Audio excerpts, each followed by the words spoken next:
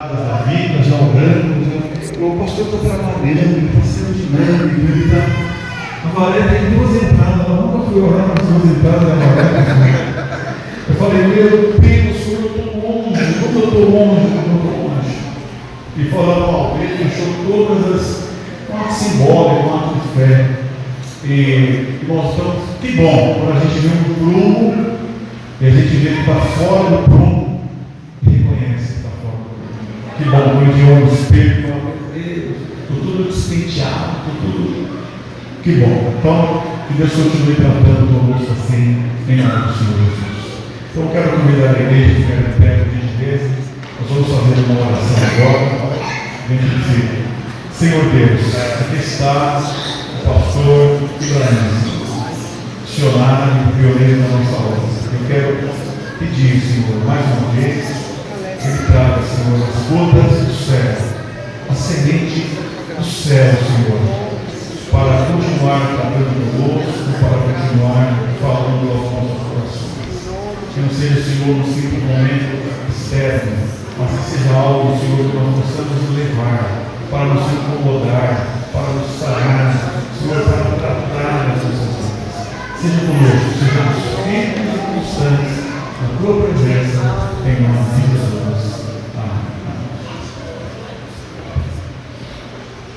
Bom dia, pode sentar, queridos. A paz do Senhor. Amém. Tudo bem com vocês? Amém. Dormiram bem? Tá jóia. Se dormiram bem, tá jóia, porque vai dormir agora então, né? Eu quero falar sobre processos da vida de Deus na nossa vida. Eu estava pensando, orando diante de Deus, o que pregar e o que trazer nesta manhã. E Deus falou muito comigo sobre o início da nossa jornada na Bolívia. Para quem não sabe, nós moramos na nossa primeira casa na Bolívia, foi no galinheiro. Nós moramos ali durante 1 ano e meio no galinheiro. E eu, minha esposa, meus 3 filhos. A minha esposa ainda falou assim: olha, quando você falar isso, você avisa lá, por favor, que a gente não dormia em poleiro, né? Senão ia pegar mal para mim e para ela. E graças a Deus, esses 3 anos e meio, um calor absurdo, a gente conviveu com muitas situações complicadas. A minha esposa, antes de ir, quando nós tivemos o culto de despedida, antes do culto oficial, quando nós dissemos sim para Deus, a minha esposa teve uma crise forte. Nós levamos ela para o hospital. Na porta do hospital roubaram o nosso carro. A minha esposa, ela teve morte clínica na cirurgia. E quando ela voltou depois do coma, e o médico achava que ela não ia voltar, porque no coma as pessoas são amarradas, porque ela pode voltar e começa a tirar os tubos, né? E eles acreditavam que ela ia voltar. Costuraram ela como se costura cadáver, sem se preocupar, porque acreditavam que ela não ia voltar. Quando saiu, o médico disse assim: olha, fizemos o que podíamos. Ou seja, em outras palavras, morreu. E ela teve um choque anafilático muito forte, mas incrível. Deus a ressuscitou. E também, quando ela voltou com um salmo no coração: que proveitoar a minha morte para ti, Senhor.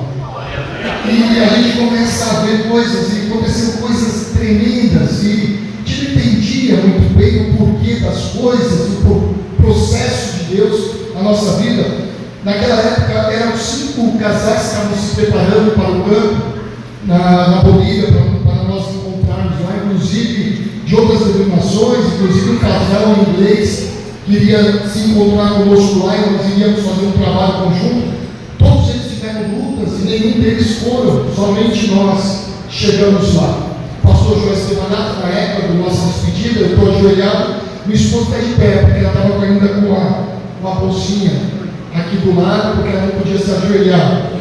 E quando resolvemos ir, o pastor João disse: olha, se eu fosse vocês, eu iria. Vocês não estão em condições. A minha esposa disse: se é para morrer, quero morrer no campo missionário. E quando nós dissemos sim, meu filho menor, o Diego, gatinhando ainda, ele quebra o braço. Levamos o médico constatou que ele não tinha mais nada dentro do osso, a não ser o osso dele estava oco. tinha um tumor no osso e queriam amputar o braço dele. E começamos a ver muitas coisas, e depois constatamos que era uma tuberculose óssea.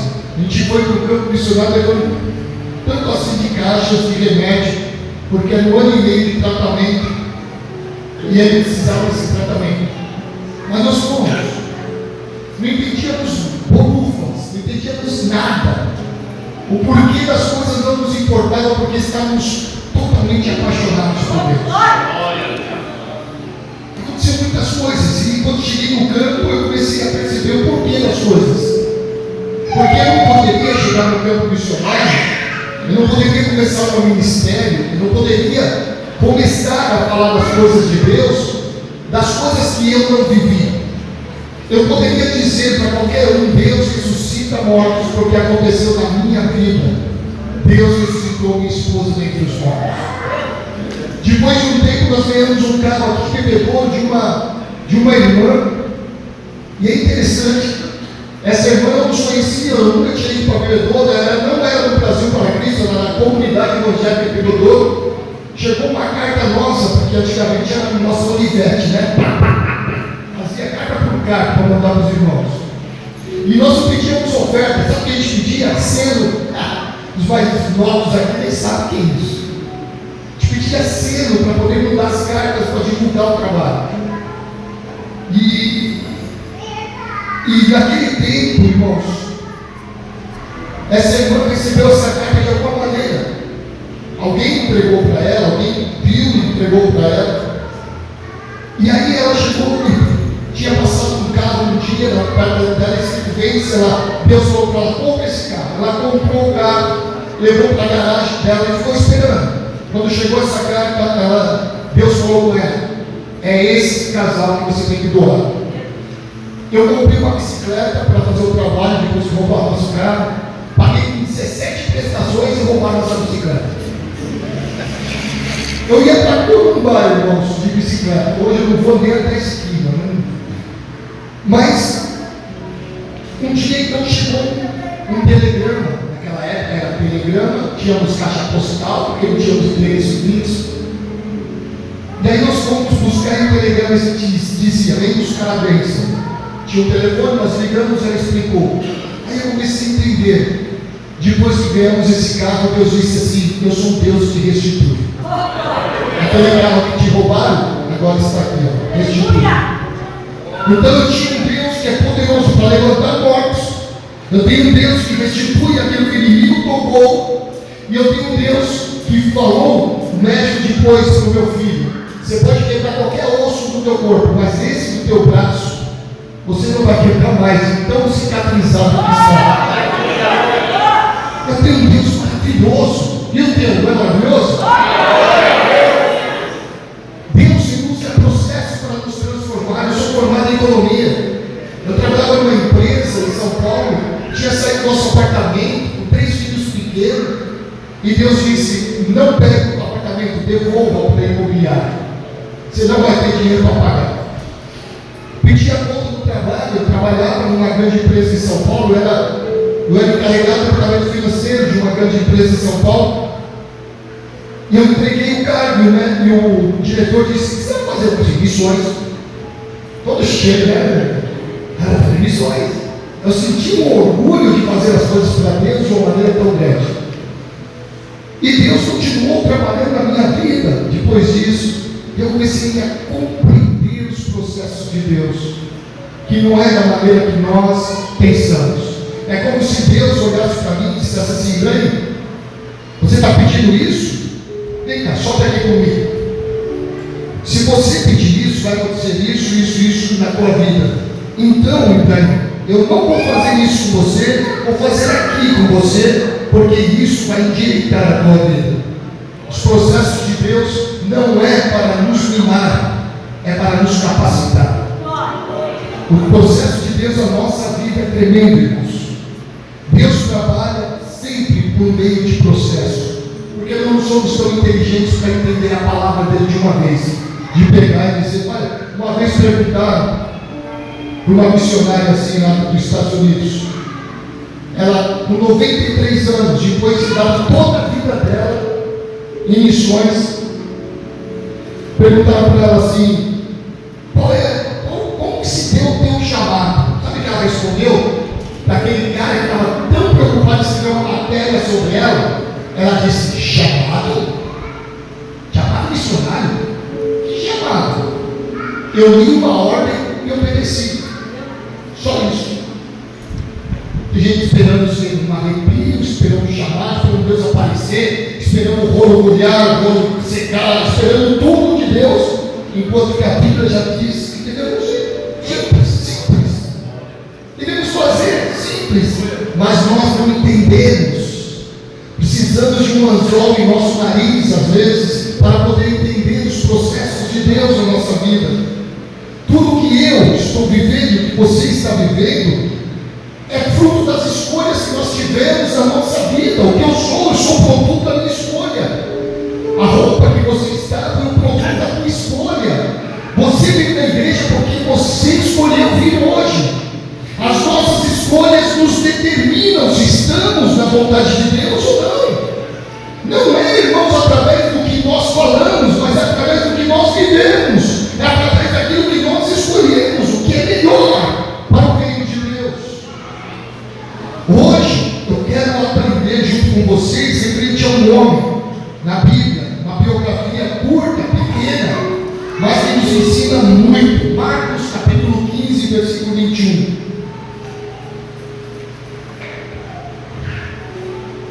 Marcos 15, 21. Certo homem de Cirene, chamado Simão, ele era pai de Alexandre e de Rufo. Olha que nome lindo do teu filho. É Rufinho, né? Passava por ali chegando do campo. Eles o forçaram a carregar a cruz. Eu quero falar desse homem, irmãos. Nós estamos aqui numa história, a história de Simão, que teve que passar por um processo de Deus para entender coisas que ele não conseguia entender no momento. Coisas que na mente dele é: por que entre uma multidão de pessoas os romanos me escolhem justo eu, que cheguei do campo, cansado, tentando um negócio novo nessa festa da Páscoa aqui em Jerusalém, e veio os romanos e puxa e diz: é você que vai carregar a cruz desse homem que caiu, chamado Jesus. Eu fico imaginando ele questionando na cabecinha dele. A história dele é uma história de um improvável, como a Bíblia é. E a Bíblia fala dos improváveis. As parteiras de Moisés eram mulheres improváveis, que quando ela para matar as crianças, elas protegeram. Nós vemos, irmãos, situações como Gideão era improvável, Moisés era improvável. Todas as pessoas da Bíblia que Deus usava eram improváveis. Eles não entendiam por que Deus os escolheu, por que Deus queria fazer coisas grandes através deles. Mas, amados, Deus escolhe a tua vida para confundir os sábios, para confundir a qualquer um. Deus pega aquilo que não é para fazer aquilo que é. Deus nos escolhe, nos transforma. Sabe, amados, aquela passagem do barco, da mão do oleiro, é Deus nos dando forma, nos transformando. Ele não desiste. Aquela roda onde fica o barco é a igreja do Senhor. Estamos sendo moldados por Deus para coisas grandes e maravilhosas e insondáveis. Mas é muito importante entender que isso não é do dia para a noite. São processos. São processos que nós temos que aceitar da parte de Deus. E certamente, irmãos, no coração de Simão, muitos questionamentos devem ter tido, muita situação não deve ter compreendido. Por que eu? Por que não o outro? Por que não aquele? Por que não aquela família? Por que isso está acontecendo com a minha família? Por que está acontecendo? Quanto mais eu oro, mais coisas ruins acontecem. O que está acontecendo na minha casa? O que está acontecendo comigo? Muitas situações nós não entendemos. Mas uma coisa entenda hoje: é processo de Deus na tua vida. É processo de Deus na tua vida. E a partir da história de Simão, eu quero ver 4 situações, 4 pontos, como presbiteriana. 4 pontos para nós entendermos isso. O primeiro, que sempre há um propósito de Deus por trás das situações que nós não entendemos.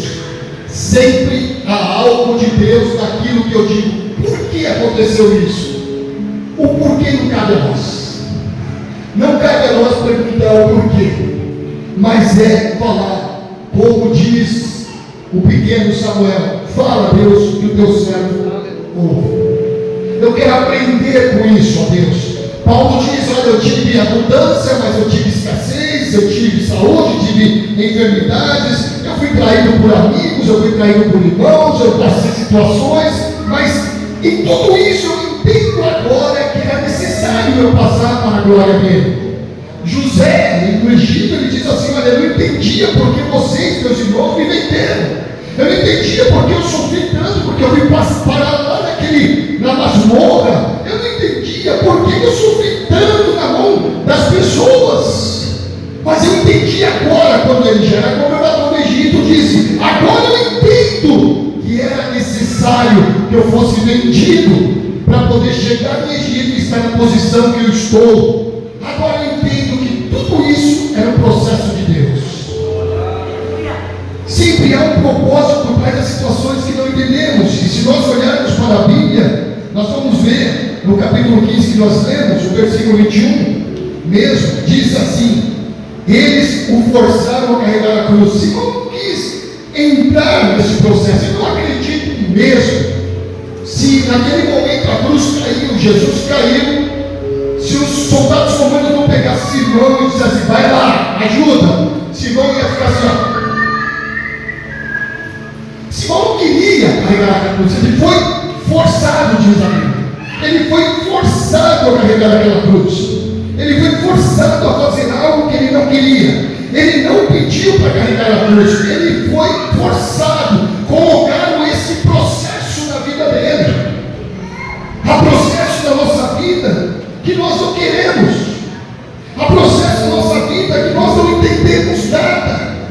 Porque no meio da multidão me pegaram, talvez Simão disse. Talvez você possa dizer: por que tantos casais que eu conheço, isso está acontecendo na minha família? Entenda, irmãos, há um processo de Deus. Talvez Simão disse que esse tal Jesus fez é tão grave que até eu estou pagando o pato. Tantas coisas aconteceram na vida de Simão. Naquele momento ele achou que estava apenas indo participar de mais uma festa em Jerusalém, a festa da Páscoa, fazer mais uns bicos ali, ganhar mais um dinheirinho extra, que ele veio do campo com algumas coisas. Estava ali assistindo uma situação que é cúmulo de multidão na cara. Deixa eu olhar. E os soldados pegam ele, e é você que vai fazer. No Salmo 126, eu quero que você entenda, por favor. O versículo 1, versículo 2 e o versículo 3 é Deus trabalhando por nós. Amém? Diga assim: Deus trabalhando por nós. Deus trabalhando por nós. Você gosta disso? O salmo, você não gosta, não? Você não gosta que Deus trabalhe por você? Depois dos 3 versículos seguintes é Deus trabalhando em nós. Isso nós não queremos. Olha Deus trabalhando por nós, ó. Quando o Senhor trouxe os cativos de volta a Simão, foi como um sonho. Quando Deus faz algo por nós, é como sonho. Então a nossa boca se encheu de riso, a nossa língua de cantos de alegria. Até as outras nações se diziam: o Senhor fez coisas grandiosas por este povo. Sim, coisas grandiosas fez o Senhor por nós. Por isso estamos alegres. Senhor, aí até o versículo 3 é o Senhor trabalhando por nós.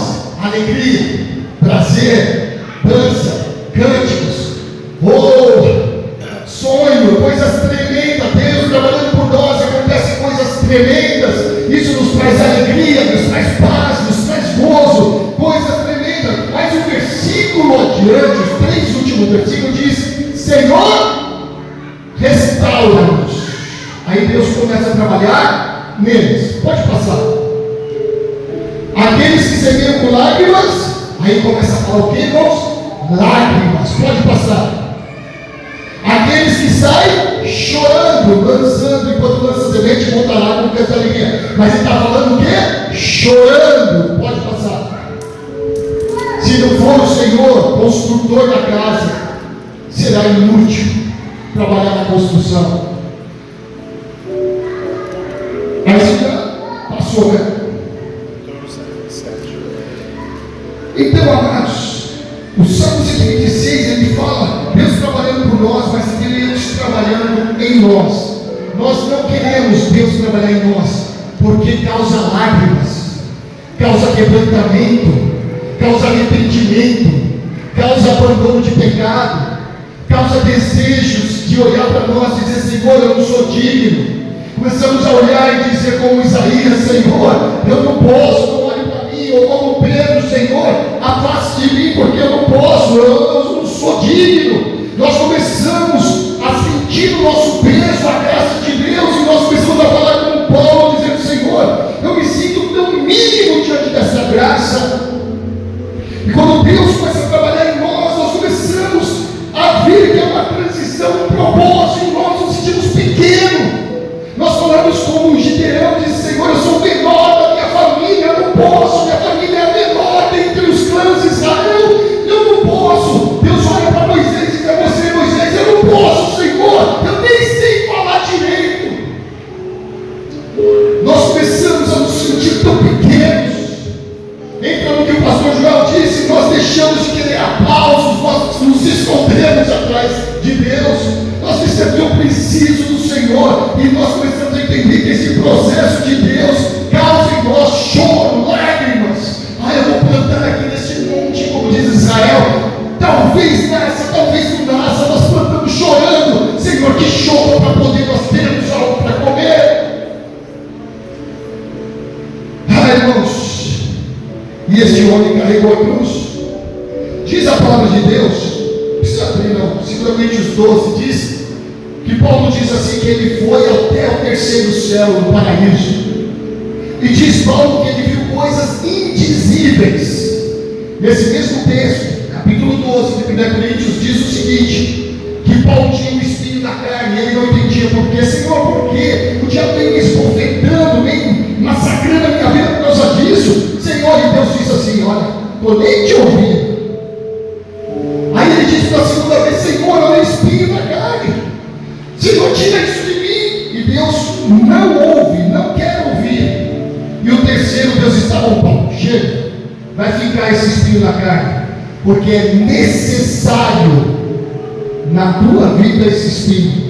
E Paulo compreende depois e disse assim: era necessário esse espinho na minha carne, para que eu pudesse deixar de me gloriar naquilo que eu vi na glória de Deus. Era necessário que esse espinho ficasse, para que eu não me sentisse maior que Deus, para que eu não me sentisse maior que os irmãos, porque eu fui até o terceiro céu. Era necessário isso, era necessário. O nosso sofrimento é necessário, porque nele Deus é glorificado. Deus é glorificado, irmãos. Deus tem um plano atrás de processos que você não entende, não importa. Esta manhã não importa se você vai entender ou não. Para Deus não importa, importa para Deus é que tudo coopere para o teu bem no final de tudo. Segunda coisa que eu vejo neste homem é que Deus fez algo novo na vida dele, porque ele estava em movimento, ele estava trabalhando. Ele estava no campo, passa para lá, Carol estava na festa, lá estava trazendo alguma coisa do campo, ele estava em movimento. Sabe, uma das lições mais preciosas que podemos aprender é que Deus não pega ociosos. Deus não usa ociosos. Deus escolhe pessoas que estão em movimento. Deus olhou 2 pescadores, irmãos, estava lá, Pedro e Tiago, e disse: olha, para aí de trabalhar para vocês e comece a trabalhar para mim. Ele disse: pare de pescar peixes e vem pescar homens. A gente vê Mateus coletando impostos, eram 360 coletores de impostos pelo caminho de Cafarnaum, e entre esses 360 Deus escolhe Mateus. É você que eu quero, vem, que segue. São coisas que a gente vê nos detalhes de Deus, que Ele vai escolher pessoas que estão em movimento. Aquelas pessoas, tem uma vez, antigamente quando era lá na Bolívia, nós fazíamos a seleção das pessoas que queriam ir para o campo. Nós não aqui, no tempo do simpósio missionário, fazíamos a entrevista e tudo mais. Teve uma irmã, perguntei para ela: o que você está fazendo na tua igreja? Nada, não estou trabalhando. O que você está fazendo no teu discipulado? Eu estou estudando, não estou fazendo nada. Né? Mas Deus me chamou para as nações. Eu falei: é verdade, como você sabe? Eu moro perto de Guarulhos, moro perto do aeroporto. E eu vejo os aviões passando. Falei: lógico, né? Vai ter vaca voando. Você vai perto do aeroporto, tem que ir avião mesmo, né? Então tá lá, aviões passando. E aí? Aí ela disse assim: olha, e Deus disse para mim que vai me levar para as nações, para lá, para cá, para lá, para cá. Eu falei: então o currículo está errado, não é para missões, é para ser aeromoça. Porque Deus não vai querer que você fique para lá e para cá. Por isso nós vemos pessoas que não têm a mínima ideia do que é estar em movimento. Tem gente que está dizendo: ah, Deus me dá um campo. Uma vez uma outra pessoa disse assim: Deus me chamou do Japão. Eu falei: é? Que legal. Então amanhã eu falei para ele: lá não daqui. Eu falei para ele: amanhã nós vamos lá na Liberdade, São Paulo, que é um bairro de japonês. Eu quero ver na prática você evangelizando japonês. Ele disse: não, pastor, minha chamada é para o Japão. Eu falei: não, você quer que alguém pague uma passagem para você ir para o Japão. Você não quer ser missionário. Outra coisa, se a pessoa não dá fruto na sua igreja, ela não vai dar fruto em lugar nenhum. Não separa alguém para missões daqueles que nunca deram frutos na tua igreja. Por isso, irmãos, tem muita gente que está pagando preço e vestindo pessoas erradas. Tem poucos missionários, mas tem muitos mercenários. E nós temos que tomar muito cuidado em quem nós aplicamos.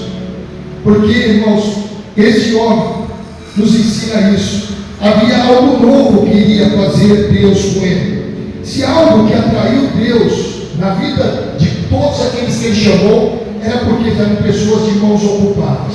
Eram pessoas que estavam em movimento. Gente ocupada. Davi era um homem ocupado, derrotou um gigantão. O dia que ele ficou ocioso, acordou tarde, o exército de Israel estava em batalha, e ele estava lá na sacada da casa dele sem fazer nada. Aquele dia ele pega com o pé de seda.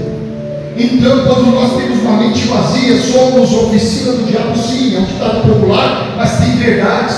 E nós precisamos estar em movimento. Nós precisamos chegar nessa igreja e dizer: pastor Moisés, o que tem para mim fazer? Eu quero fazer algo. Eu preciso estar em movimento.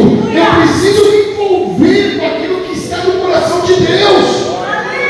Se você não aprender que Deus vai trabalhar sobre propósito na tua vida, que Deus vai trabalhar através de processos e trazer um propósito para a tua vida, você não vai compreender nunca o que é ser cristão. Nunca. Porque, Simão, quando olhamos para a Bíblia, aprendemos toda vez que o Senhor quer fazer algo na vida de alguém, Deus escolhe aquela pessoa em movimento e diz: é você que eu quero. E Deus escolheu Simão. Diga comigo assim: o grande inimigo do novo de Deus na minha vida é a minha inércia. Sem posicionamento não há intervenção de Deus. Que esta manhã você se posicione. Que você, assim como começamos a palavra hoje, dizendo que as tuas ações te determinam, que esta manhã você tome uma ação radical na tua vida de mudança, de fazer coisas novas, de se mover de uma maneira nova. Você que é líder de congregação, de igreja, colocar na tua mente: eu preciso criar projetos novos, eu preciso ser mais ousado naquilo que eu faço, porque eu faço para alguém que é superior, é grande, é poderoso, o Senhor dos Exércitos. E eu preciso estar em movimento nesse mover de Deus. Água parada só dá enfermidade. E a palavra de Deus diz que do nosso interior correriam águas vivas, fluiriam, se moveriam. Mas o poder de Deus em Pentecostes, escute uma coisa: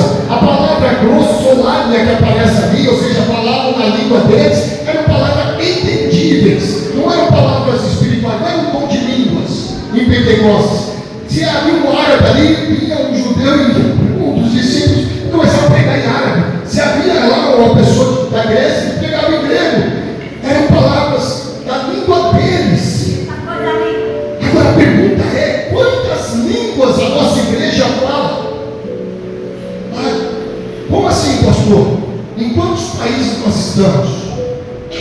A minha igreja então fala espanhol, fala algumas etnias, fala português, mas o grande Pentecostes, a gente fala a língua de todo mundo. O Pentecostes é nos movendo sobre toda a terra, é nos tirando 120 do meio daquela casa, para nós fazermos a obra de Deus e realizarmos a vontade de Deus. A terceira coisa, Lucas 23, 26, por favor.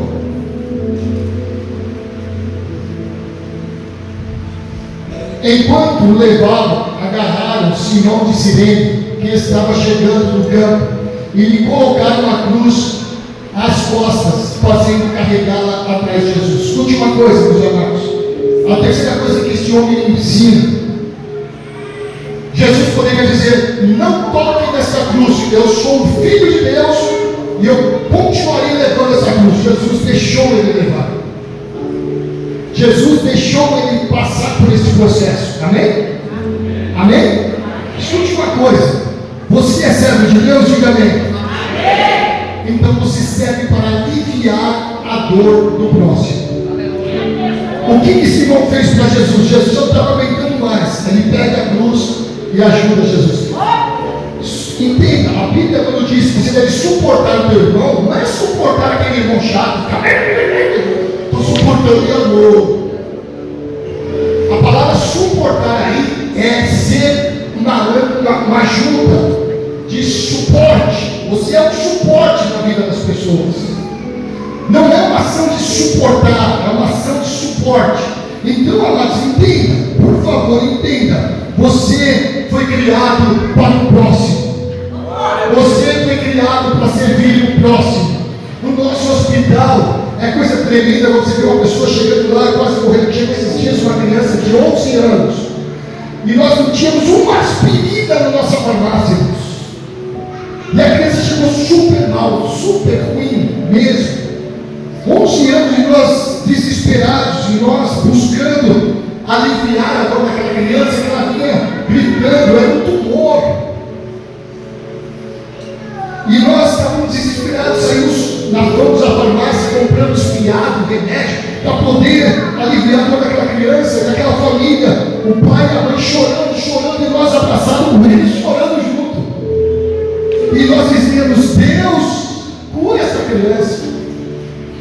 Deus, eu sei que o Senhor é o Deus do impossível, o que nós podemos fazer, o que é possível eu estou fazendo, mas agora chegou um momento que só o Senhor pode agir.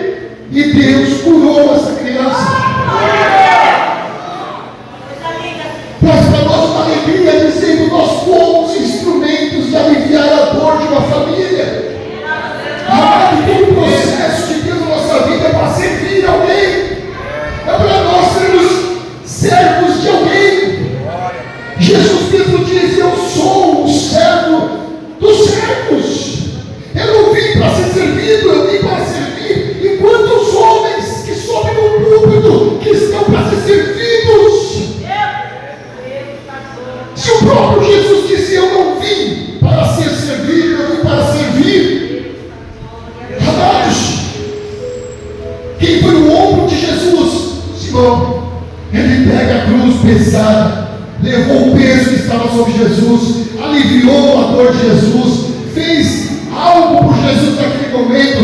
Ele levou a carga de Jesus, ele suportou aquele peso por Jesus, ele foi instrumento de bênção na vida de Jesus. Ele doou tempo, ele doou força, ele doou ânimo. Isso são coisas que nós devemos fazer com todos.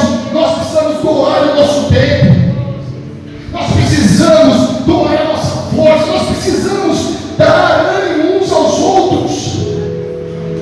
Não imaginamos a dimensão do que Deus pode fazer quando nós nos tornamos doadores.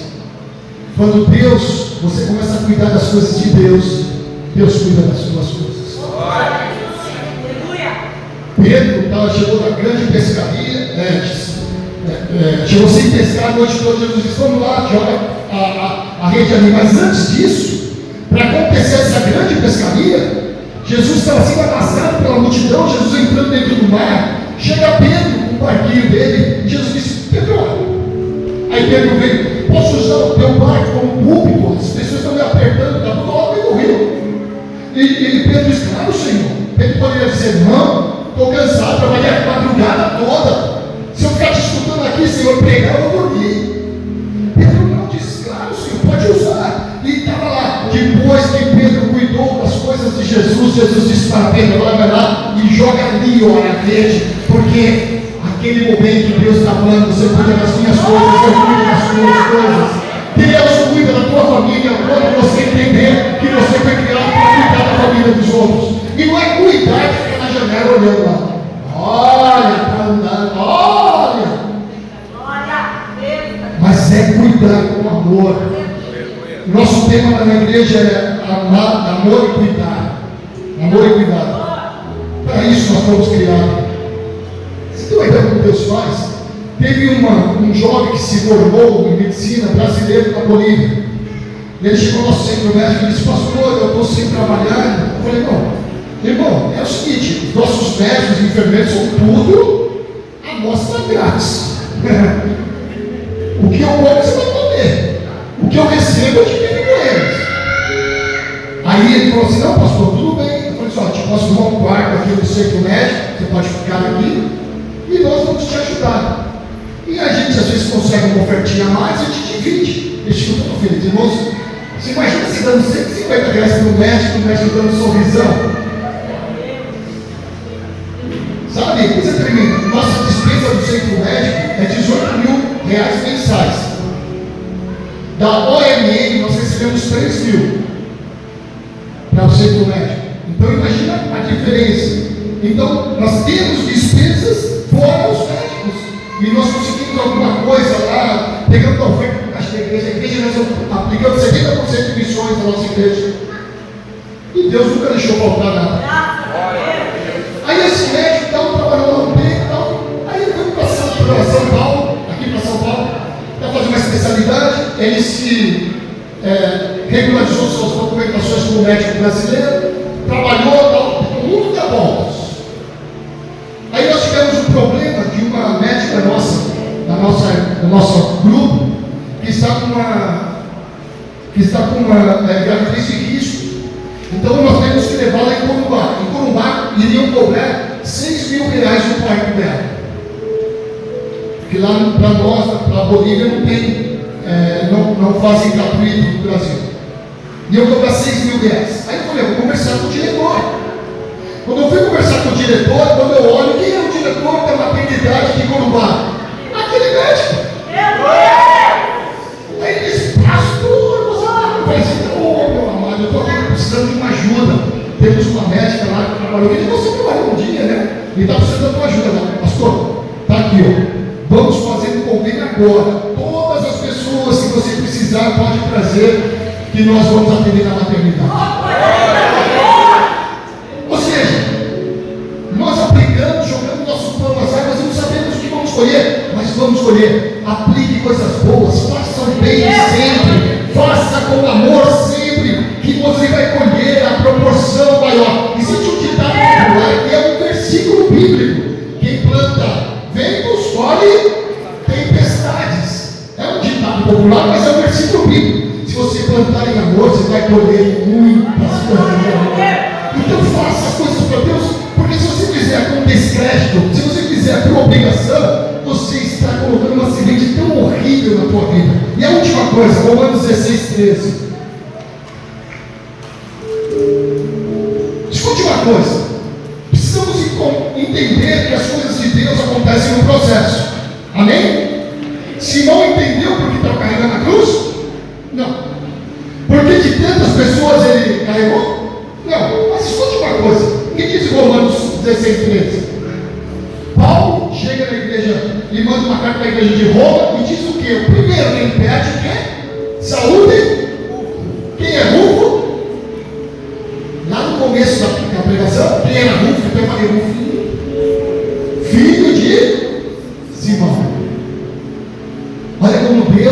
abençoou a família dele. Saúde Rufo. O que ele diz sobre Rufo? Eleito no Senhor. E aí ele fala sobre a esposa. Seguramente Simão já estava morto, né? Então ele comentaria. Mas ele fala o quê? Da esposa de Simão, a mãe de Rufo. Diz o quê? Tem sido como uma mãe para mim, diz o apóstolo Paulo. Sabe, irmãos, é tremendo que esses estudiosos chegaram a essa conclusão. Quando cita aqui o Simão da igreja de Antioquia, quando diz lá em Atos 13, diz na igreja de Antioquia havia profetas e mestres, Barnabé, Simão, chamado Níger, Lúcio, de Cirene, Manaém, que fora criado com Herodes, o tetrarca de Saulo. É tão tremendo que mostra que Simão se tornou o quê? Um dos líderes da igreja de Antioquia, um daqueles que mandou Paulo para o campo missionário, uma igreja que começou todo o processo da evangelização entre os gentios, começou por um homem que ajudou Jesus a carregar a cruz sem entender por quê, mas o processo se cumpriu e a família dele foi estruturada. Tudo que nós fazemos para o Senhor, a nossa família recebe muito mais do que plantamos no Senhor. Aleluia! Amados, Simão se converte, se torna bênção na igreja, participa do ministério do apóstolo Paulo. O apóstolo Paulo vê a esposa de Simão como uma mãe. Ele olha para Rufo e diz: olha que homem de Deus, eleito do Senhor. A gente olha para as famílias de muitos crentes destruídas, mas a gente vai olhar para o crente que vê uma vida que não quer pagar nenhum preço pelo Evangelho. Escute, a cruz que você está carregando hoje pode ser dolorida. E a cruz do Senhor não é de plástico, que você pode adaptar na tua vida. Ela é de madeira, pesada, com fardos de sangue. Mas saiba, todo o peso que você está carregando, você vai estar colhendo do Senhor a bênção. A cruz que você carrega hoje será instrumento de salvação para muita gente da tua família. Feche os olhos, por favor. Glória a Deus. O peso da dor que você está carregando hoje terá alívio, irmãos. O Senhor nos alivia. Você vai ter uma história linda de cura, de manifestações, de milagres. Mas saiba que tudo começa em você, do que você decidiu. Como que você trata as tuas dores, como você trata as tuas provações, como você trata as situações da tua vida, determinará quem você é. O Senhor disse: eu coloco diante de vós dois caminhos, de vida ou de morte. Escolhei hoje qual caminho que vocês querem. A tua vida é uma escolha. Nesta manhã você pode sair, estar aqui, escolheu não ouvir, escolheu não atender a palavra de Deus, escolheu viver as tuas dores e continuar lamentando e murmurando. Ou você pode sair desta manhã deste lugar como Paulo e diz: eu me alegro nas minhas provações, porque eu sei que o peso dessas provações será peso de glória. Creia que situações trágicas, problemas, dores, perdas pode gerar algo novo de Deus para você e para a tua família. São oportunidades de Deus. Aquela situação trágica e humilhante, porque quem carregava uma cruz era considerado marginal para sempre. Simão teve que pagar esse preço. Simão de Cirene teve que pagar esse preço. Mas foi assim que ele conheceu Jesus de perto. Antes do seu encontro com Jesus, Simão era um religioso, porque ia para a Páscoa, saía do campo para a festa da Páscoa. Mas depois de encontrar-se com Cristo, receber a comunhão do Senhor, receber uma nova vida, receber a salvação, de forma que toda a família dele foi impactada e salva. Aquele dia que Simão queria esquecer, acaba se tornando inesquecível. A vida de Simão sofreu uma reviravolta, tanto física quanto espiritual. C.S. Lewis escreve em um dos seus livros, escreve assim: dificuldades preparam pessoas comuns para destinos extraordinários. Deus ainda pode usar situações difíceis nesta manhã para conduzir pessoas ao Salvador. Deus pode usar esta dor que você está passando agora, o teu problema, a tua luta pessoal, a tua dificuldade da tua família, dificuldade de relacionamentos, dificuldades financeiras, problemas de saúde. Deus pode usar tudo isso para algo novo a partir de agora. Deus pode transformar a sua dor em testemunho. Sua maior crise pode virar o seu maior testemunho. Uma ferida curada se transforma em um ministério aberto. E é isso que eu quero que você guarde no teu coração. Saia daqui decidido. Paulo, eu amo Paulo, e Paulo, o apóstolo Paulo diz: estou plenamente convicto. Ou seja, estou decidido. Toma uma decisão nesta manhã. Sai deste lugar dizendo: eu quero algo novo de Deus. Que esse processo venha transformar a minha vida para benefício da minha família. E você vai ser um instrumento em todas as nações. Mas vai começar na tua casa, sendo uma bênção para a tua casa, sendo uma bênção para a tua família. Amado Deus, estamos nesta manhã nesta igreja. Que honra poder estar na tua igreja, Senhor, sabendo que essa igreja não é de homens, mas é tua. Que honra poder subir neste púlpito diante de pessoas tão qualificadas, e até mais qualificadas que eu, para poder trazer essa palavra. Obrigado, Jesus. Obrigado por colocar na minha vida homens que se tornaram amigos, que me ajudaram a carregar a minha cruz. Pessoas que ajudaram nos momentos mais difíceis a dar uma palavra de ânimo, uma oração, uma oferta, de dizer: estou contigo, estou com você. Obrigado, Jesus, por cada um desses 32 anos que eu estou carregando uma cruz por ti, Senhor. Porque eu sei que eu não carreguei sozinho essa cruz tua. Muitos emprestaram os seus ombros para me ajudar.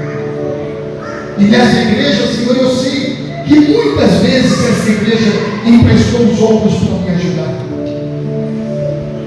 No escritório regional de Avaré, Senhor, eu sei que continuam sendo um escritório regional que está oferecendo o ombro para me ajudar.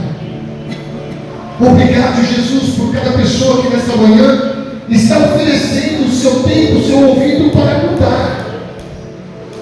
Fala com cada um deles, ó Deus. Transforma esse tempo num tempo de bênção na vida de cada um dos teus filhos. Missões é isso, Senhor. É nós compreendermos a nossa vida primeiro, para compreendermos aquilo que o Senhor quer fazer em nós e através de nós. Em nome de Jesus. Amém. Pode colocar a foto, por favor? Se ainda tem aí. É a última, irmãos. Pastor Moisés. Aqui, irmãos, foi o nosso último batismo, tá? Agora eu estou ficando um pouquinho mole para ir para o Rio, tá? Então nós colocamos uma... Eu vi a Universal fazer isso, eu gostei. Aí eu coloquei lá na igreja, que faz lá, e fizemos. Os últimos batismos foram 24 pessoas que foram batizadas. E nós batemos a nossa marca agora no próximo batismo. Nós temos mais alguns para batizar, nós vamos bater a 100 pessoas esse ano que nós queremos batizar. Então, os 890, pastor, já passou de 1.500, tá? Então, que Deus possa abençoar a vida de cada um de vocês.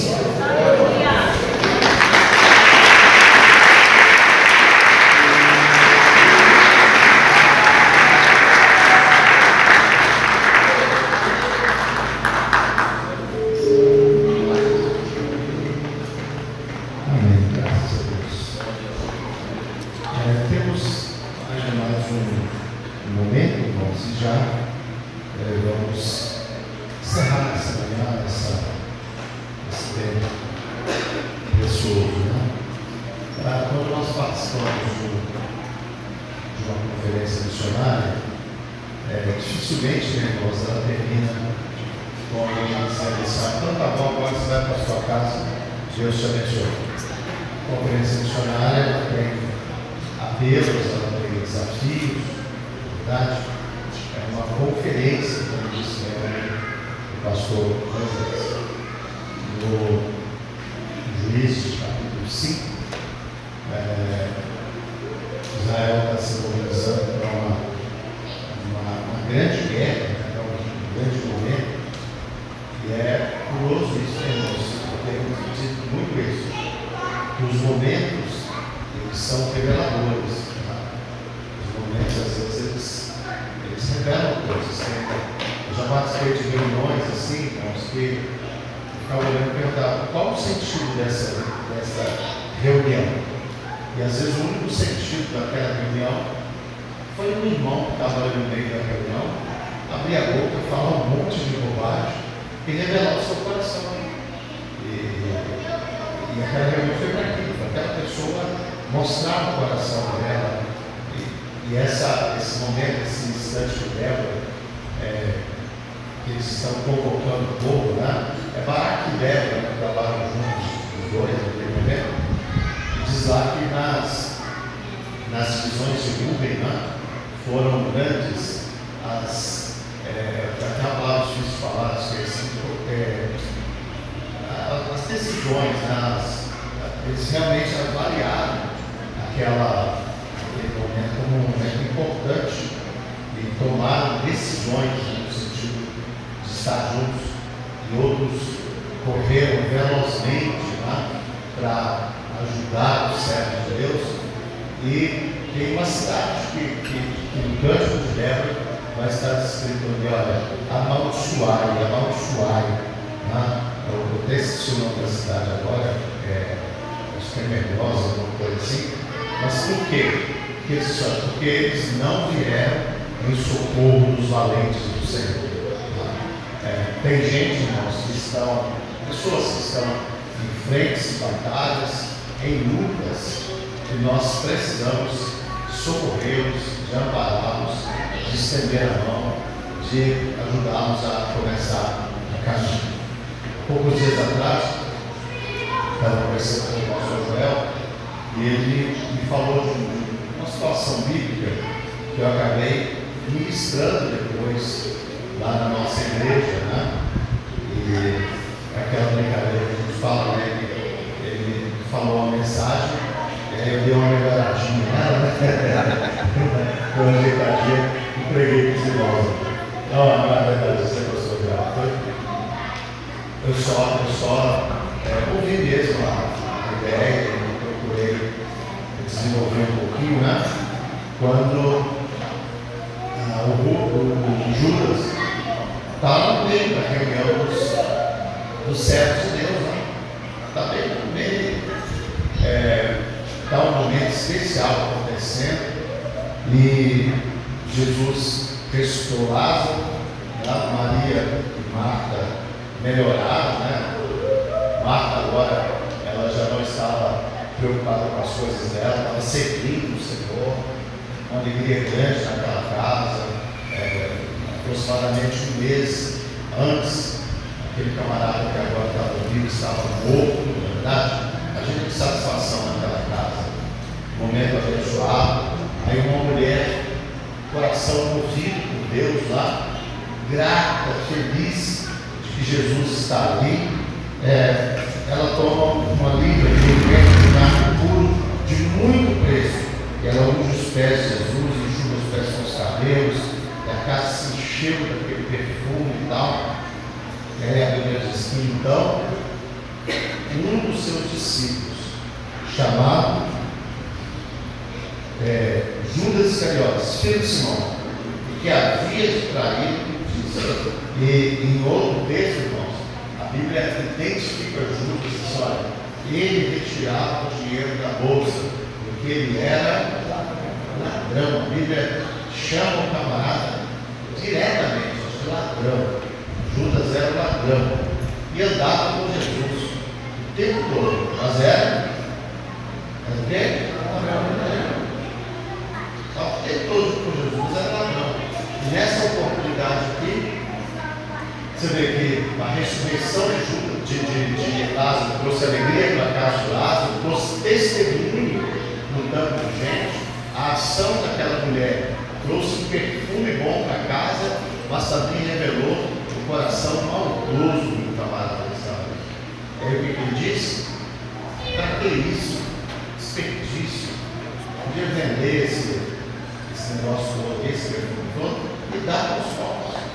E a Bíblia diz que ele fala isso não porque ele tinha cuidado dos pobres, mas porque ele era ladrão e tinha bolsa e tirava o que ali se lançava. Então, vejam bem, irmãos, tinha alguém que caminhou com Jesus e não disse que Jesus arrumava um jeito dele não roubar. A Bíblia diz que ele roubava. Vira e mexe das ofertas que Jesus recolhia, o que acontecia no ministério de Jesus, elas eram roubadas pelos judeus. Tá? E o que nós estávamos comentando, o nosso Rafael disse para mim, é que apesar da presença de Judas, nada do que Deus quis fazer deixou de acontecer. Nada. Quando foi necessário, Jesus disse: olha, vai lá e peça um peixe e vocês vão achar as moedas necessárias na boca do peixe. Não foi isso que aconteceu? Quando foi necessário, não tem dinheiro para comprar pão para essa multidão toda e tal. Então traz aqui, coloca na minha mão. Então, irmãos, uma coisa que a igreja precisa aprender, nós vamos colocar no coração, é que nada que Deus quer fazer vai deixar de acontecer. Porque tem um ladrão, porque tem um desonesto, porque tem isso, tá? Essas coisas, irmãos, não podem servir de desculpas para nós não fazermos a obra do Senhor. Deus conhece cada ladrão que está no seu reino. Deus conhece cada desonesto. E às vezes a gente se preocupa com eles, mas a Bíblia já tem uma sentença para eles: os roubadores não vão herdar o reino de Deus. Eu não diria com Deus que Deus fica lá no céu: nossa, estão me roubando, nossa, estão construindo fortuna em meu nome, nossa. A gente olha para as Escrituras, você vê Deus é sempre dizendo o seguinte: a quem enviarei? Quem há de por nós? A quem enviarei? Quem há de por nós? A quem enviarei? Quem há de por nós? A quem enviarei? Quem há de por nós? E essas questões, o fulano, você viu a desonestidade dele? Já está escrito lá na Bíblia. Eles não vão herdar o reino de Deus. Então, às vezes a gente fica preocupado em julgar de novo quem já está julgado, em sentenciar quem já está sentenciado. Nós nos preocupamos com alguém, irmãos, e eu diria para os irmãos, que não faz nem cosquinha em Deus, que não causa nenhum tipo de preocupação no céu, do tipo: nossa, minha obra não vai acontecer, está vendo? Porque está cheio de ladrão, está cheio de desonesto. Não, irmãos, a obra de Deus acontece. Lá acontece. E o que nós não podemos de jeito nenhum é deixar essas coisas encher o nosso coração, nos tornar pessoas amargas, dizer: olha, eu não vou participar por isso, eu não vou fazer por isso, eu não vou fazer por aquilo. Você viu o fulano? Você viu a vida daquele? Você viu aquele outro? Você viu aquele lá? Porque aí nós vamos estar nos colocando também numa das classes negativas que existe na Bíblia. Porque existe a classe dos ladrões, e ela é negativa. Existe a classe dos desonestos, dos que mentem. Tem um tanto de classe, elas são negativas. E eu e você, nós precisamos nos colocar nas classes que glorificam o Senhor nosso Deus. Amém, queridos? Então, nós vamos ter agora, irmãos, assim, um momento de incentivo, de esforço missionário. Eu não quero, vocês viram o pastor Moisés falando aqui, para continuar cuidando do nosso trabalho na Índia, no Uruguai, aliás, na Índia, no Peru e tem o outro nosso, no Uruguai. Continuamos trabalhando nessas três frentes. Nós temos um custo mensal de R$ 2.400. E agora a Bolívia também. Tá. E nós também estamos nesse desejo, irmãos, de desenvolvimento, porque deixa eu explicar uma coisa para os irmãos, queria um pouquinho de cuidado com os irmãos, um pouquinho de cuidado, de atenção dos irmãos, com o que a gente está falando aqui, tá? Esse trabalho no Peru, os irmãos viram aquele tempo de Panchacuca, eu não sei se os irmãos têm na memória. Nós estamos trabalhando com conferência missionária aqui há 9 anos. E esse terreno, ele foi comprado com recursos dessa regional. Nós ajuntamos R$ 42 mil na época. Nós demos R$ 15 mil, que é 15 mil sólidos, né? Foi a compra do terreno. O pastor Joel esteve conosco lá visitando esse local. Tínhamos só o terreno. E tínhamos um saldo ainda de em torno de R$ 30 mil. Então a missão do desafio, ela fez 3 ofertas de R$ 10 mil para o Peru e nós levantamos. E o tempo agora, ele já está mais adiantado do que está aqui. Ele está faltando só a cobertura. A cobertura dele vai ficar em R$ 40 mil. E nós nos propusemos a ajudar o pastor Emerson nessa sequência agora para cobrir. A proposta é nós fazermos a cobertura e no próximo ano agora, de 2024, nós estávamos no Peru fazendo a inauguração do templo e também estabelecendo, né, irmãos, a convenção do Peru para Cristo. Né? Então, é um trabalho assim, irmãos, dificultoso. Né? Então, eu poderia fazer o seguinte: nós temos 20 igrejas, cada uma delas já contribui mensalmente com R$ 110. Isso dá R$ 2.400, que cobre exatamente o custo que nós temos. E chegamos e irmão, para casa, todo mundo, nós já estamos cumprindo com as obrigações, mas nós temos falado de um esforço missionário. A gente procura fazer um pouco mais.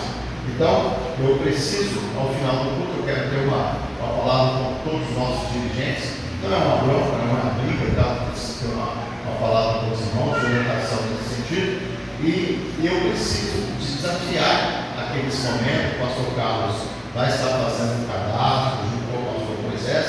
E de agora, né, desse mês, agora estamos em setembro, né? De outubro desse ano até a nossa próxima conferência missionária, os irmãos que se comprometem já sabem disso, nos ajudam durante meses aí com oferta de R$ 50. Ela é feita com esse envelope na congregação, e todos os dirigentes e tesoureiros das congregações sabem que as ofertas que entram com esse envelope, elas são guiadas porque elas são ofertas do esforço missionário, certo? E são trazidas, depositadas aqui no nosso escritório regional. E os irmãos viram, queridos, que elas não ficam aqui, nós não usamos elas aqui. O pastor Moisés disse que nós participamos esse ano com R$ 27 mil. Você recebe lá todo mês, pastor João, a oferta? Então, elas são guiadas, elas são distribuídas, tá? Então eu queria deixar nesse momento, irmãos, esse desafio. Os irmãos que querem participar, pastor, eu quero durante esse ano estar participando com essa oferta de R$ 50. Os irmãos que Deus colocou no seu coração, você pode vir aqui na frente e nós vamos encerrar com uma oração pelas pessoas que estiverem se comprometendo a nos ajudar. Eu vou ficar aqui na frente, irmãos, porque a nossa tesoureira, ela sabe disso, de como eu participo disso. Ela já, como ela me paga, ela já desconta na fonte, já, né, irmã? Os meus valores, você participa. Eu não estipulei também esse irmão, nenhum mal, nada. Os irmãos que vierem da frente, só que nós vamos orar por vocês, tá bom? Agradecer a Deus pela vida, e nós vamos contribuir a gente aqui com R$ 50 de maneira pessoal. Tem gente que gosta, fala, não, pastor, eu vou pegar 2 envelopes. Louvado seja Deus pela sua vida, né? Seja louvado, tá? E quem não pode pegar também, não se sinta constrangido, né? Tipo, nossa, que derrota, eu vou furar, eu peguei o meu envelope. Deus te abençoe e de repente, para esse tempo, os que Deus está levantando são esses aqui. Em outro momento, Ele pode também. Quer ver, por exemplo, a sua mãe não é aqui hoje, né, cadê ela? Muito bem. Olha? Muito bem. Mas ela está aqui. Tá aqui. Cadê ela? Você vai andar um pouquinho bastante. A dona Carmen, por exemplo, ela sempre, todos os anos, esses 9 anos, ela sempre é participativa nesse momento, está sempre junto com a gente. Então, assim, tem quem consegue, tem quem não consegue, eu não tem jeito, nós estamos sempre louvando a Deus pela vida dos irmãos que participam. São quantos aqui? Conta para mim, por favor. Começando a telemercado. Vocês contam ou eu conto? 14? Comigo 15, 16, 17, 18, 19, 20, 25. Então, no primeiro momento aqui, irmãos, a gente tem 25 pessoas, então são mais 1.250. Se fosse 50, seria 2.500, né? Então, se tem 25, são 1.250. Jeito difícil fazer as contas, né, irmãos? Mas é o jeito que eu acho mais fácil. Então é isso, irmãos. Todos os irmãos que estão aqui, por gentileza, não saiam sem fazer o cadastro, tá bom? E já levar o seu envelope. Vamos ficar de pé, irmãos. Queria agradecer a Deus pela vida do pastor Ibrahim, sua presença aqui conosco. Que Deus abençoe maravilhosamente. E é assim, sabe, pastor Ibrahim, falando isso de coração. Jamais menosprezando o que você prega, não é nada disso, mas eu espero que os irmãos entendam, né? Mais do que o que você fala, a sua presença abençoa muita gente, pelo fato de você estar junto.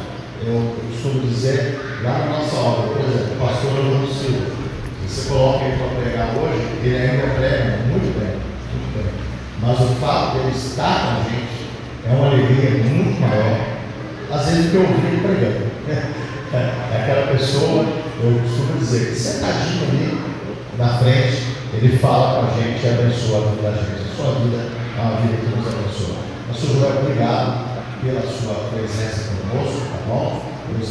Obrigado a cada um dos irmãos que vieram, se esforçaram, que ficaram até o final. Eu vi que alguns irmãos acabaram se levantando, indo embora e tal. Não julgo, cada um tem os seus motivos, mas agradeço a aqueles que ficaram até o final para receber a oração, participar da bênção apostólica. Que Deus abençoe em nome do Senhor Jesus. Eu vou orar e hoje é uma eleição, né? Ontem o pastor me honrou como presidente aqui da região e hoje ele está participando como representante do nosso presidente estadual, como superintendente aqui. Ele é autoridade sobre a nossa igreja, sobre a nossa regional. Eu queria convidar o pastor Joel para ele nos abençoar com a bênção apostólica. Você tem um restante de domingo muito abençoado em nome de Jesus. Amém? Sim, duas coisas. O pastor Ibrahim vai estar à noite na Vareta, ministrando junto com o pastor Joel. Deus abençoe que estivemos lá. E o pastor Douglas pediu para avisar os irmãos, nós vamos ter o simpósio de missões de São Paulo, e ele vai levar uma conferência para o sábado. Ela vai para quantos lugares, quantas pessoas? A van é para 19 pessoas, e aí vai pegar algumas vagas, tá bom? Então, quem quer participar do simpósio, procura o pastor Douglas e participe desse momento. Podemos, pastor Joel? Então vamos orar, lembrando os irmãos, os dirigentes, uma palavra rápida com os irmãos ao pé. Pode chegar aqui, pastor. Estenda suas mãos para cá, vamos falar com Deus. Querido Deus, nosso Pai que está nos céus, louvamos o teu nome maravilhoso pela vida de cada irmão e cada irmã que está se dispondo nesta manhã, Deus, para contribuir, participar da obra missionária. Senhor, obrigado pela fidelidade, obrigado por essa ajuda, por essa bênção que eles vão estar, meu Pai, partilhando dentro desse esforço missionário. Abençoa cada um deles e faz chegar às mãos dos teus servos o benefício, Deus, para que isso seja honrado todo esse tempo, em nome de Jesus. Obrigado por esse tempo, obrigado pelas vidas do pastor Ibrahim, obrigado pelos irmãos que vieram aqui nesta manhã. Que o nome do Senhor seja sempre glorificado. Nós te agradecemos por tudo, Pai, e pedimos que o Senhor continue nos abençoando, nos guardando nesse dia, nos cultos que as congregações estarão realizando, que a tua graça seja manifesta mais uma vez na bênção do teu povo, na salvação de almas perdidas, para que com muita alegria, Senhor, nós continuemos glorificando o teu nome. Oramos e te agradecemos em nome de Jesus. Amém e amém. A graça de nosso Senhor Jesus Cristo, o amor de Deus e a comunhão do Espírito Santo sejam com todos, e todos juntos. Amém.